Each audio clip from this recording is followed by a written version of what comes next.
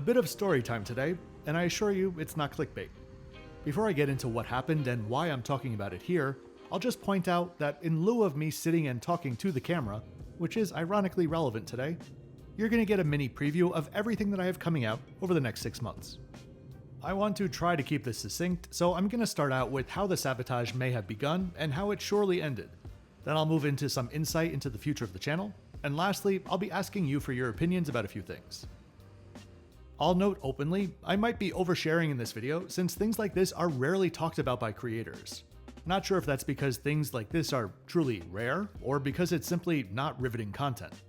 Either way, I'd rather be transparent now and overshare, and if necessary, scrap the video in the future. So rewind to early September of this year. Some of you may remember the issues I was having with audio on the channel. As a refresher, the stable volume button was disabled on all of my videos released from that point, which made my video volume significantly lower than videos on other channels. If you have YouTube Premium, it probably wasn't a huge deal, maybe even unnoticeable, since you would only hear the difference from one video to the next. But if you watch with ad breaks, every time an ad would start, it would be shockingly loud.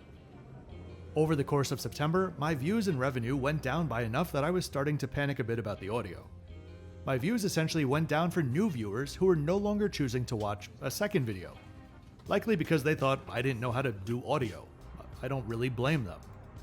Views for older content also went down strikingly as well. This continued into October. In September, things declined by more than 10%, with a further near equivalent decline going through October. During that time, I had pleas for feedback in my videos which I re-edited. I tried to contact YouTube support multiple times and was literally stonewalled, and told the only option was to ask my viewers to submit feedback. I took a survey from all of you to see how widespread the issue was, and I wrote a long post about it. It was a big thing on my end. By the end of October, the audio issues seemed to finally stop for the most part. I was by that time on a 6-week trip, so I was happy to be rid of the problem. But of course, I would not be building back my views overnight. In just those 2 months, my daily new subscriptions were cut in half. One unique thing about this channel is that I don't rely on views from the first week of release as most channels do. A combination of being anonymous and not being clickbaity means that my views just accumulate differently. My channel was more like a research library than a newsfeed, and I was okay with that. Half or more of my revenue each month came from videos that were more than 6 months old, and there were 20 or so truly evergreen videos, which were consistently bringing in a big chunk of my revenue. Those are the views that stopped. It's like those videos and the algorithm had an ugly divorce. You can see an example here of what I mean. The actual numbers don't matter, but you can see the drop in early September. The vast majority of the views that remain are from direct searches for that airline or hotel.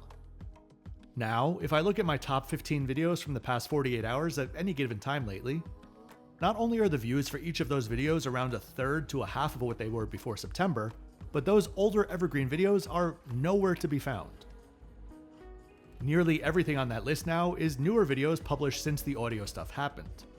But it seemed like it was all done in late October, so I was just looking forward, ready to rebuild what had been lost. The first week of November came, and suddenly, 3 of my oldest videos, I'm talking about videos from before my narration days, those 3 videos were getting thousands of views a day. Sometimes this happens in line with news cycles. An airline announces a new major route, and that airline's videos spike. Similar for hotels if they host a major event. These 3 videos, though, I couldn't find any news related to, and the 3 hotels had no connection to one another. 2 days later, it continued, and I started to look at the source. Over 99% of the views were coming from quote-unquote YouTube advertising. This is when a channel pays YouTube to promote their own videos to get more views. Problem is, I have never paid for such ads. After going down a Reddit rabbit hole, I discovered a little-known feature, to me at least, buried deep in the settings menus, which was active by default, and it essentially allows other channels, or just Google AdSense accounts, to promote videos on your channel. The advice on Reddit was to untick that option and it would stop. I should mention that at this time, I noticed that there were 2 AdSense accounts attached to my channel. To my knowledge, I only had 1, but my account is about as secure as it could possibly be, so I didn't pay it much attention. So I turned off that option, and 2 days later, the views were still there. I reached out to YouTube support, who, surprise surprise, couldn't help me, and instead referred me to AdSense support, which is completely separate from YouTube. I asked support if, at the very least, looking at the metrics of these 3 videos, could they confirm that there was in fact someone or something out there paying to promote these videos.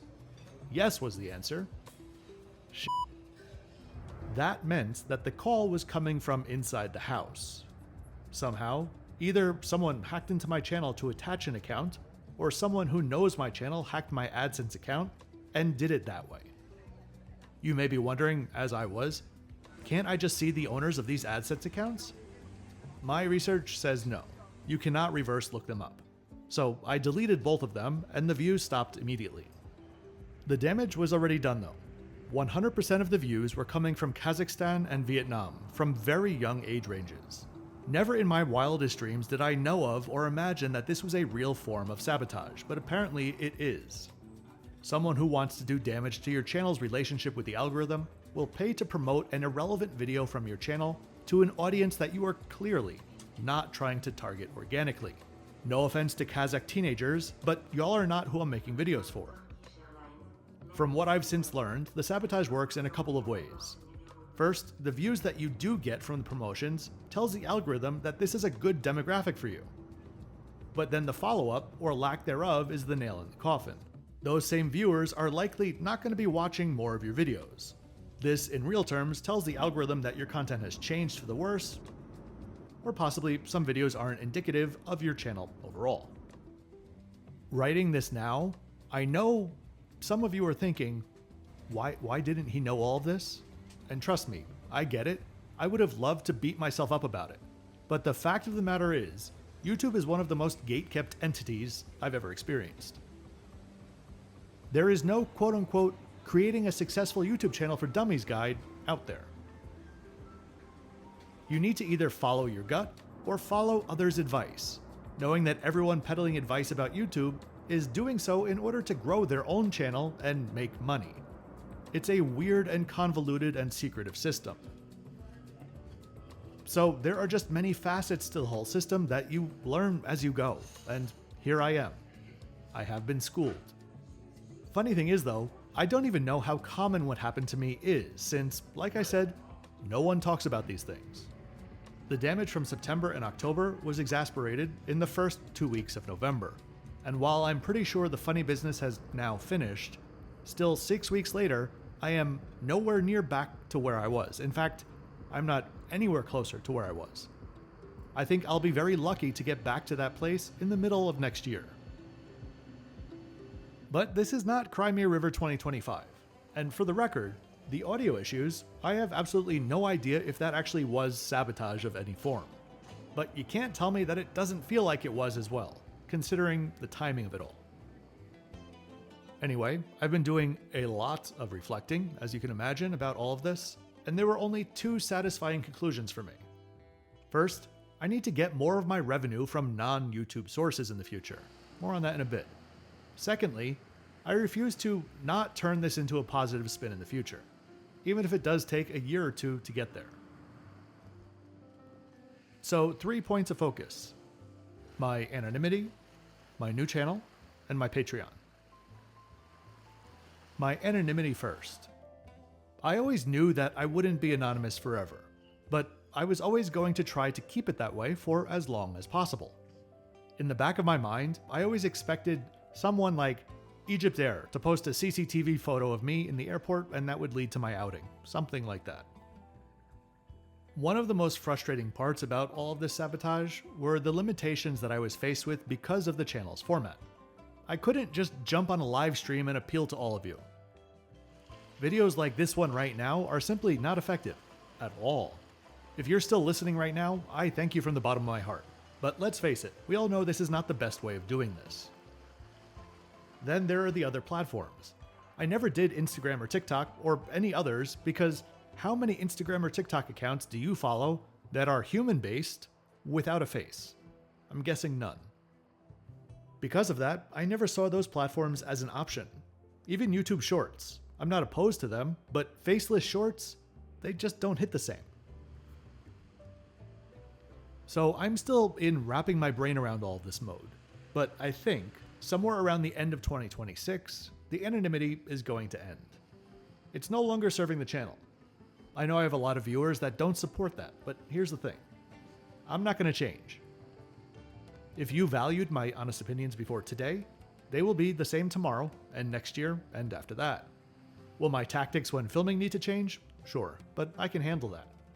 I can see special treatment from 18 miles away, and while I wouldn't hold it against an airline or hotel, I certainly wouldn't skew the score in their favor, especially since my goal is still fully self-funded. One of the things that pushed me over the edge with this idea was I had always imagined that when this day came, I would have a drop in views and the like. Well, now that that has already happened, I'm kinda nearing the I have 2 f***s left to give and I'm gonna spend them wisely. Then there's the new channel that I was gonna start, which only my Patreons knew about. It was going to launch in February 2027. I'd begin filming for it towards the end of 2026. That channel was not going to be anonymous, and it would be going back to the type of travel that frankly I miss. Slowing down, overland travel, destination recommendations, and lots of delicious food. Essentially, I'd spend a month in one country, rent a car or some sort of vehicle, and explore. Maybe the country was small enough to complete in a month, or maybe I'd just be exploring a region.